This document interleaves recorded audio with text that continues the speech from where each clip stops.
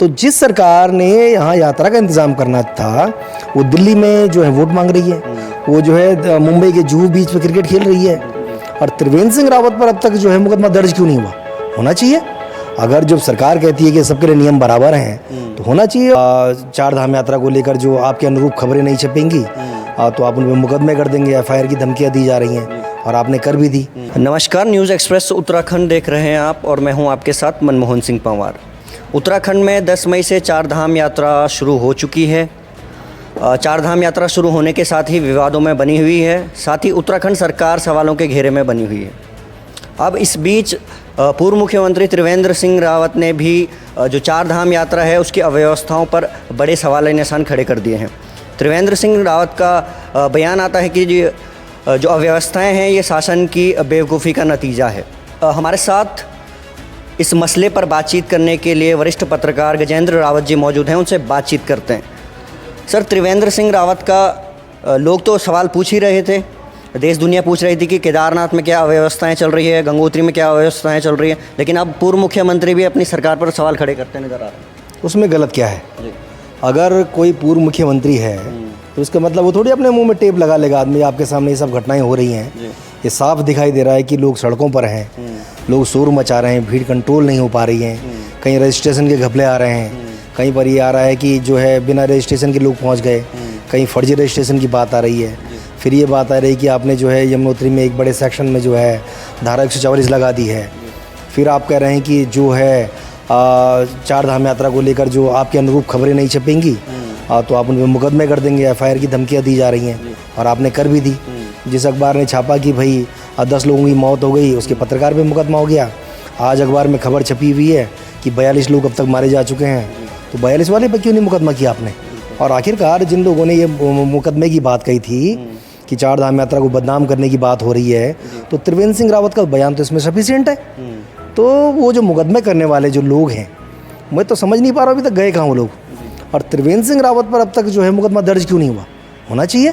अगर जब सरकार कहती है कि सबके लिए नियम बराबर हैं तो होना चाहिए। और जो व्यवस्थाएं हैं, जो अव्यवस्थाएं हैं, उस पर त्रिवेंद्र सिंह रावत क्या इस प्रदेश के प्रत्येक जागरूक नागरिक को बोलना चाहिए और ये उसका अधिकार है। और जो इस अपने प्रदेश से प्यार करता होगा, जो उसको समझता है कि ये शहादतों से मिला हुआ प्रदेश है, किसी की कृपा से नहीं मिला, तो निश्चित रूप से सवाल खड़े होना चाहिए। अच्छा सर, जो स्वास्थ्य विभाग है वो बड़े दावे करता है कि पहले स्क्रीनिंग की जाती है। जो यात्री आते हैं उनकी ऋषिकेश में जब चार धाम यात्रा के लिए आते हैं तो उनकी स्क्रीनिंग की जाती है। बावजूद उसके 13वां दिन आज चल रहा है और 42 लोगों की मौत हो चुकी है, क्या कहेंगे? और दरअसल ये जो सारा जो ताना बाना है ये इसलिए हो रहा है कि सरकार ने तैयारियां नहीं करी। और तैयारी इसलिए नहीं की कि पूरे देश में चुनाव चल रहे हैं। लोकसभा चुनाव का होना सेम टाइम में और यात्रा का होना, इससे बड़ी दिक्कतें आ गई इनको। आपको ध्यान होगा कि इस प्रदेश में कभी भी जो इस दौर में अगर कभी विधानसभा का सत्र होता है तो कभी इसको गैर सैंड में नहीं करते। और लिखा जाता है उसमें कि चूंकि वर्तमान में चार धाम यात्रा चल रही है, लोग वहाँ हज़ारों लोग चल रहे हैं, ट्रैफिक चल रहा है, गाड़ियाँ चल रही है, तो आप विधानसभा सत्र भी नहीं करते हैं। तो जिस सरकार ने यहाँ यात्रा का इंतज़ाम करना था वो दिल्ली में जो है वोट मांग रही है, वो जो है मुंबई के जुहू बीच पे क्रिकेट खेल रही है, वो जो है कलकत्ता में वोट मांग रहे हैं, वो बिहार में वोट मांग रहे हैं, कश्मीर वो पहुँच गए, उत्तर प्रदेश पहुँच गए, पूरे देश दुनिया में फैले हुए हैं। तो जिन लोगों ने हज़ारों लाखों लोगों को आमंत्रित कर दिया कि आप आइए, चार धाम यात्रा सुरक्षित है, तो उनका इंतज़ाम तो करना ही चाहिए था।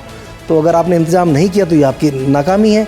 और फिर आप अगर अपनी नाकामी का ठीकरा जो है किसी दूसरे खबर छापने वाले पे जो है फोड़ने की कोशिश करेंगे तो उससे गलत मैसेज आएगा। तो निश्चित रूप से जो तैयारियां होनी चाहिए थी और जो चुनाव आयोग के बहाने बनाए जा रहे हैं, तमाम तरह की बातें की जा रही है, ये दिखा रहा है कि इनकी प्राथमिकताएं कुछ और थी। और वो इसलिए कि जो प्रोग्राम लगाए गए हैं कि मुख्यमंत्री ने किस दिन पे कौन कौन से प्रदेश में वोट मांगने हैं, और जो धन सिंह रावत ने उन्होंने कहाँ जाना है, सुबोध उनियाल ने कहाँ जाना है, रेखा आर्य ने कहाँ जाना है, जितने इनके मंत्री हैं, जो सांसद रहे, तमाम जो लोग हैं, वो लोग कहाँ कहाँ रहेंगे, ये सब तो दिल्ली से हैंडल हो रहा है। तो जब तक ये प्रदेश इसी प्रकार दिल्ली से हैंडल होता रहेगा तो तब जो है इस प्रकार का जो सवाल है जो खड़े हो रहे हैं कि ये 2 से 3 यात्रियों को बुलाया जा रहा है और यहाँ कह रहे हैं हम आपसे 144 लगा देंगे, तो निश्चित रूप से सरकार का फेलियर मैं इसको मानता हूँ। अच्छा सर, अव्यवस्थाओं की बात चल रही है और जो बद्री केदार समिति है उसने केदारनाथ में एक आंकड़ा रखा हुआ है कि 18,000 यात्री एक दिन में दर्शन कर पाएंगे, लेकिन जब जो कपाट खुलते हैं 10 मई को, उस दिन तकरीबन 30 से 34 हज़ार तक लोग दर्शन करते हैं, तो अव्यवस्थाएं तो पनपेंगी। दरअसल जब तक आप नियम स्पष्ट नहीं करेंगे, आपने यात्रा शुरू होने से पहले उत्तराखंड के मुख्य सचिव का बयान आ गया कि 15 दिन तक कोई वीआईपी दर्शन नहीं होंगे, तो नियम लागू होना चाहिए ना। और लागू कौन करेगा? आपने ही तो लागू करना है जो आपने नियम बनाए। तो जब आप कह रहे हैं कि वीआईपी दर्शन नहीं होंगे, उसके बावजूद वीआईपी लोग वहाँ जा रहे हैं, उसके बावजूद वहाँ आपकी हेली सर्विस से जितने लोग गए उनको जो है अलग से 1100 और 2100 की पर्चियों से काट के वो अलग वीआईपी दर्शन कराए गए। तो सवाल ये है कि जो आप नियम बना रहे हैं, उन नियमों को फॉलो कौन करेगा, उनको इम्प्लीमेंट कौन करेगा? और आप सुबह जो है आपका बयान आ रहा है, आप कह रहे हैं कि भाई 200 मीटर तक कोई फ़ोन लेके नहीं जाएगा, और शाम को जब प्रिंट होकर बयान आ रहा है तो 50 मीटर हो जा रहा। एक ही दिन के अंदर आपका फैसला पलट गया। कहाँ से व्यवस्था दुरुस्त होगी? और जो बद्रीनाथ केदारनाथ मंदिर समिति जो आपने बात करी है, सबसे ज़्यादा सवालों को घेरे में तो वही समिति है।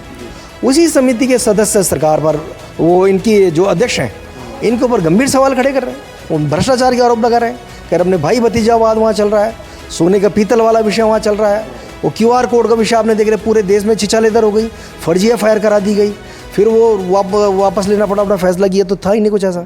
तो ये सब चीज़ें जो है ये इसलिए हैं कि कुछ लोग वहाँ पर जो इन बड़े पदों पर बैठे हुए हैं, वो सिर्फ फ़ोटो खिंचवाने के लिए वहाँ बैठे हुए हैं। वो उन पैसों पर नज़रें गड़ाए हुए बैठे हुए हैं, उन पैसे को ठिकाने कैसे लगाना है, इस बात की चिंता नहीं की जा रही है कि जो ये हज़ारों लाखों लोग आ रहे हैं, ये हमारी आर्थिकी का जो है साधन है। ये आस्था और आर्थिकी दोनों से जुड़ा हुआ विषय है, ये एक तरफा यात्रा नहीं है। ये अगर लोग यहाँ आस्था विश्वास के लिए आ रहे हैं तो ये हमारी आर्थिकी भी से जुड़ी हुई हैं। जब आप किसी को आज नौकरी नहीं लगा पा रहे हैं, आपके पास कोई दूसरा साधन नहीं है, तो कम से कम जो लोग स्वरोजगार कर रहे हैं, रुड़की से लेके हरिद्वार से लेके पूरे 4 धाम के रूट पर जितने भी हज़ारों की संख्या में होटल हैं, ढाबे हैं, रेस्टोरेंट हैं, धर्मशालाएँ हैं, वो सब किस चीज़ के लिए? इसीलिए तो कि लोगों की रोजी रोटी चले। अब आप उतना भी तामझाम नहीं व्यवस्थित कर पा रहे हैं, तो निश्चित रूप से इस सरकार का फेलियर मैं इसको मानता हूँ, और सरकार को अभी भी चेतते हुए इसको दुरुस्त करना चाहिए।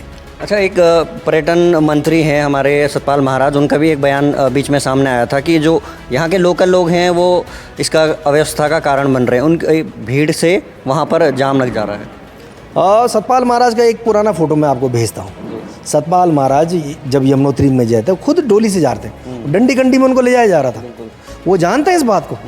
अगर स्थानीय लोग उस डंडी कंडी को लेकर नहीं जाएंगे, स्थानीय लोग डोली लेकर नहीं जाएंगे, तो कौन जाएगा? वो सिर्फ उस दिन के लिए क्या सतपाल महाराज जाएंगे? किसी भी इतने जिम्मेदार पद पर बैठे हुए व्यक्ति को इतना सतही बयान नहीं देना चाहिए। उन्हीं स्थानीय लोगों के कारण आज 4 धाम सुरक्षित हैं। लोग अभी यात्रा करने आ रहे हैं, चले जाएंगे, लेकिन जो 12 महीने वहाँ की जो चौकीदारी कर रहे हैं, जो वहाँ की सड़कों का इंतज़ाम कर रहे हैं, जो निःशुल्क आपके प्रहरी वहाँ बने हुए हैं, अगर आप उनके ऊपर गंभीर सवाल, इस प्रकार के सवाल खड़े करोगे, तो सवाल लौट कर आपके पास आएंगे कि एज ए मिनिस्टर आपने कितनी बार उनकी बैठकें ली, और कब तक आप चुनाव का बहाना बनाते रहोगे, कब तक चुनाव की बातें करके जो अपने को बचाने की कोशिश करोगे? ये इस प्रदेश में चलेगा नहीं। अच्छा सर, रजिस्ट्रेशन की बात करें तो तकरीबन 10 लाख करीब केदारनाथ में, 10 लाख बद्रीनाथ में हो गए हैं। काफ़ी संख्या में यहाँ पर पर्यटक पहुँच रहा है। और हिमालय क्षेत्रों की अगर हम बात करें तो हिमालय क्षेत्रों में इतना बोझ पड़ रहा है, तो क्या ये केदारनाथ जैसी जो आपदा 2013 में आई थी उसको निमंत्रण दे रही है सरकार ज़्यादा राजस्व के चक्कर में? आपने 2013 की यात्रा का जो जिक्र किया, उसके बाद आपने उस बात का जिक्र नहीं किया कि देश के प्रधानमंत्री ने केदारनाथ में जनसभा करी, बड़ा बड़ा टेलीप्रॉम्प्टर वहाँ लगाया गया, हज़ारों लोग वहाँ बैठे हुए थे। तो क्या वहाँ जनसभा करने की लायक स्थिति है? चीज़ें हमेशा ऊपर से नीचे की ओर चलती हैं। जो टॉप पद पर बैठे हैं, जब आप कह रहे हैं कि केदारनाथ यात्रा सुरक्षित है, आप आइए, आप वहाँ जनसभा कर रहे हैं, राजनीतिक भाषण वहाँ चल रहा है, तमाम तरह की बातें हो रही है। तो जब आप खुद ही उन चीज़ों को फॉलो नहीं करेंगे, तो जिन लोगों को आप बुला रहे हैं वो तो खुद नहीं आ रहे हैं। आप तो पूरे देश के जितने भी एयरपोर्ट्स हैं वहाँ आपने बड़े बड़े होर्डिंग्स लगा रखे हैं, 4 धाम यात्रा के लिए आइए। आप टीवी में विज्ञापन चला रहे हैं, अखबारों में चला रहे हैं, क्यों चला रहे हैं? आपको पता है ना कि आपकी रोजी रोटी से जुड़ा हुआ विषय है, लेकिन आप जब उनको बुला रहे हैं तो आपको तो उनके लिए टेंट भी लगाना पड़ेगा, आपको उनको बैठने का इंतज़ाम करना पड़ेगा, उनके लिए रोटी का इंतज़ाम करना पड़ेगा, आपको जो उनके लिए शौचालय का इंतज़ाम करना पड़ेगा।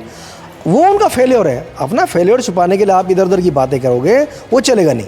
अच्छा, हम लोकतांत्रिक व्यवस्था की बात करते हैं। हम लोकतंत्र के चौथे स्तंभ अगर मीडिया को माना जाता है, वो अगर वहाँ की जो अव्यवस्था है उसके खिलाफ वो खबरें छापते हैं या लिखते हैं तो उन पर मुकदमे दर्ज होते हैं। तो किस प्रकार का न्याय है सरकार? सरकारों का चरित्र एक जैसा रहा है, और ये जो मुकदमे किए जा रहे हैं ये सरकार की फ्रस्ट्रेशन है। ये बता रहा है कि इस प्रदेश में नौकरशाही किस प्रकार से बेलगाम हो गई है।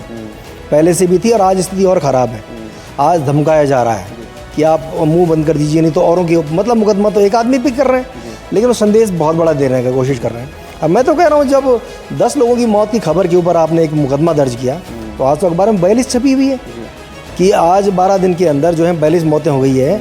तो क्या आज वाले अखबार वाले के ऊपर मुकदमा किया आपने? नहीं किया। तो पिन पॉइंट पर अगर आप ये चीज़ें करोगे और मीडिया का गला दबाने की कोशिश करोगे, तो इससे जो है आम जनता तो देख रही है इन बातों को, सोशल मीडिया में सब बातें आ रही है। तो जो सरकार है, सरकार चलाने का जो आपका तजुर्बा है, आपका अनुभव है और आपकी जो तानाशाही है, वही तो परिलक्षित होती है। और मेरा मानना है कि इस प्रकार की चीज़ें ज़्यादा दिन चलेंगी नहीं। और ऐसे जितने भी मुकदमे हुए हैं आज तक, इतिहास गवाह है कि सरकार को मुँह की जो है वह कोर्ट में खानी पड़ी है।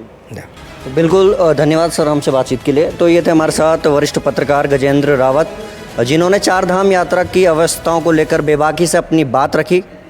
और सरकार से भी हमारा अनुरोध है कि सरकार जो 4 धाम यात्रा चल रही है उसमें व्यवस्थाओं को सुनिश्चित करे। जो यात्री यहाँ पर आ रहे हैं उनका स्वास्थ्य का हो, चाहे उनके यात्रा का, रहने का, खाने का, पीने का, सबका ध्यान रखा जाए और नियमित संख्या में यहाँ पर यात्री पहुँचे, इसके लिए सरकार को कार्य करना चाहिए। अन्य खबरों के लिए बने रहें न्यूज़ एक्सप्रेस उत्तराखंड के साथ।